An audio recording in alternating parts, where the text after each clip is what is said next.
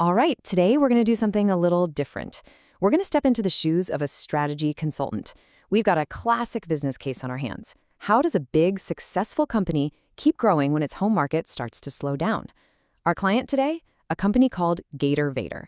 And our job is to crack this case for them. So, here's the situation. Gator Vator is a big-time American elevator company. They're doing well, but things are getting a little stale at home. The market's just not growing like it used to. So they've set their sights on Canada. They think there's a huge opportunity just across the border, but they have one massive question for us. How in the world do they actually pull it off? And this is where you come in. See, when you get a huge, vague question like this, the first instinct for a lot of people is just to, throw ideas at the wall. But that is not how a consultant thinks. No. Before we even look at a single spreadsheet, we need a structure, we need a framework, a rock-solid plan of attack. So here's how we're going to tackle this. First, what's the actual challenge? Then we'll build our attack plan. After that, we'll dig into Gator Vator's current business, size up the Canadian opportunity, figure out the best way to get in, and finally, deliver our recommendation. Let's get to it. Okay, Section 1, the Gator Vator Challenge. You gotta start by understanding the mission. What are we actually trying to do here? So the client's objectives are pretty clear, but they're big. First, they need to know if they should even go into Canada. Is it a good idea? A simple yes or no. But then, if it is a yes, they need to know how. And they don't want some academic theory, right? They need a real, actionable strategy that's all about one thing: growth. All right, part 2. We know what we're trying to do, so now we need to structure our attack plan. This is where we really start thinking like a consultant. Now, before we go any further, we need to talk about a core concept in consulting. It's called MEES. That stands for Mutually Exclusive, Collectively Exhaustive. Sounds complicated, but it's not. All it means is that you break a problem down into buckets, and those buckets can't overlap. That's the mutually exclusive part. And all the buckets together have to cover the entire problem. That's the collectively exhaustive part. It's how you make sure you don't miss anything and your logic is bulletproof. So, using that MEES principle, here's our strategic framework. It's a simple 4-step process. Step 1, we've got to analyze Gator Vator itself. Who are they? What makes them tick? Step 2, we analyze the new market, Canada. What's it like? Step 3, we look at all the different ways they could actually enter that market. And finally, step 4, we put it all together and make a recommendation. See? Simple, logical, and it covers everything. Okay, let's dive into part 3, analyzing the current business. We can't tell them where to go if we don't know where they're starting from. So what really makes Gator Vator tick? Let's find out.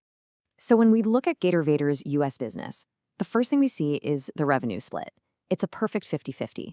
Half comes from actually making and selling new elevators. The other half comes from servicing those elevators over the long haul. Looks pretty balanced, right? But revenue isn't the whole story. Yeah, revenue is just the top line. The real secret, the key to this whole case, is in the profitability. When we look at the margins, holy cow, it's a completely different picture. The profit they make from service contracts isn't just a bit better. It's almost double what they make from selling a brand new elevator. Let that sink in for a second. 2 times more profitable. This one number, this is the entire economic engine of the company. Selling the elevator is just step 1. The real prize, the thing that actually makes them money, is locking in that super profitable long-term service contract. This is the key insight. Everything we do from here on out is going to be built on this fact. So let's be super clear. The real money isn't just in selling elevators. No, it's in the long-term service contracts that follow. Gator Vator is really in the business of creating a stream of recurring high-margin revenue. The elevator sale is just the key that unlocks the door to the real treasure. So if this model is so great, why bother expanding? Well, because the U.S. market is getting really crowded and slowing down. Growth is sluggish. It's a mature, competitive battleground. If Gator Vator wants to keep growing, they have to find a new playground. And that's exactly why they're looking at Canada. Okay, part 4. We know what makes Gator Vator tick. Now it's time to size up the Canadian opportunity. Let's take a look across the border and see what we're dealing with. And wow, when you put the two markets side by side, it's like night and day. The US is a total Shark Tank, right? You've got the behemoth Otis with half the market, Gator Vator has a respectable 20%, and then a few other big fish are fighting over the scraps. But Canada, it's a totally different ecosystem. Otis is there, sure, But the rest of the market, it's all these small, fragmented local companies. It's just less competitive. Just look at this. You've got Otis with 40%, and then a whopping 60% of the entire market is just carved up between a bunch of small local players. What does that tell you? It tells you there's a massive hole in the middle of the market, a hole that's perfectly sized for a company like Gator Vator. And here's where it gets really interesting. When we dig in, we find out that those small local guys, they're mostly just messing around with low-rise buildings, stuff under 5 stories. That means the real prize, the high-rise commercial market, which is Gator Vator's bread and butter, is basically being ignored. It's an underserved market just waiting for someone to come in. And the best part? There's nothing really stopping them. So, let's pause. The answer to the if question is a slam dunk. Yes, Gator Vator absolutely should enter Canada. So now we're on to the 5th section, choosing the entry strategy. This is the how question.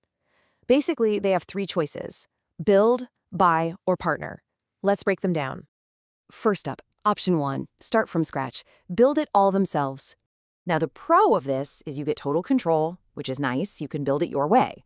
But the cons, oof. It's super slow, it costs a ton of money, and, most importantly, think back to our key insight, the profitable service contracts. If you start from scratch, you start with 0 of those. You have to build that whole money-making engine from the ground up, one contract at a time. That's a huge problem. Okay, option 2, acquire a local player. Instead of building, you buy. Now this is interesting. Yeah, it's not perfect. It costs a lot of cash up front, and merging companies can be a headache.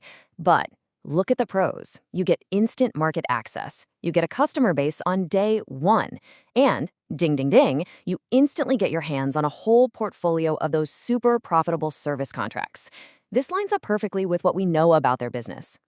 And finally, option 3, form a joint venture, the partnership route.